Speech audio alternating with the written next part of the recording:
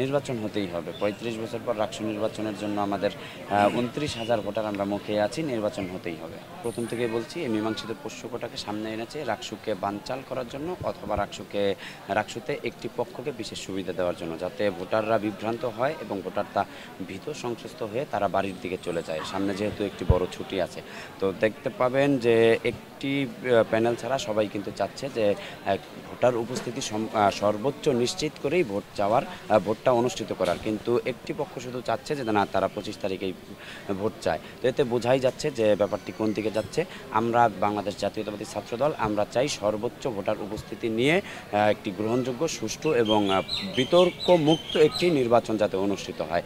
নির্বাচন কমিশনের কাছে আহ্বান জানাবো যে আপনারা ব্যর্থ হবেন যদি 25 তারিখে নির্বাচন হয়। তো আপনারা ব্যাপারটি বিবেচনা করুন, সর্বোচ্চ ভোট নিশ্চিত করে, ভোটার উপস্থিতি নিশ্চিত করে তারপর আপনার নির্বাচনটি অনুষ্ঠিত। আপনারা জানেন আজ থেকে এখন থেকে ঠিক 48 ঘন্টা আগে যেই একটি উৎসব মুখর পরিবেশ ছিল, ভোটারদের আনাগোনা ছিল, প্রার্থীদের আনাগোনা ছিল, আপনারা ক্যাম্পাস ঘুরছেন দেখছেন, সেটি কিন্তু নেই।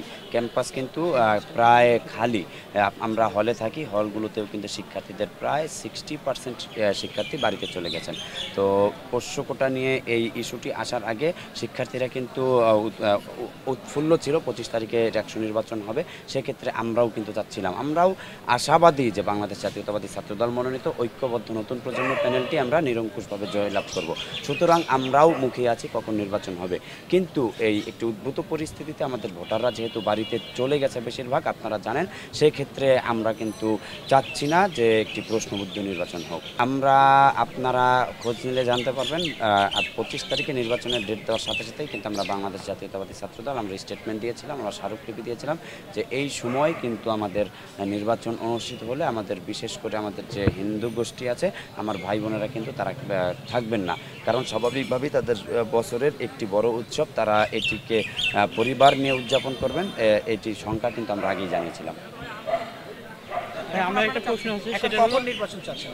আমরা আসলে কখন নির্বাচন চাচ্ছি, আমরা চাচ্ছি যখন ক্যাম্পাস আবার সেই উৎসবমুখর পরিবেশে ফিরে আসবেন, আমাদের ভোটাররা ক্যাম্পাসে শতভাগ উপস্থিত থাকবেন, তখনই আমরা নির্বাচন চাচ্ছি। তাহলে কি আমরা ধরে নিব যে 25 তারিখ নির্বাচন আপনারাও চাচ্ছেন?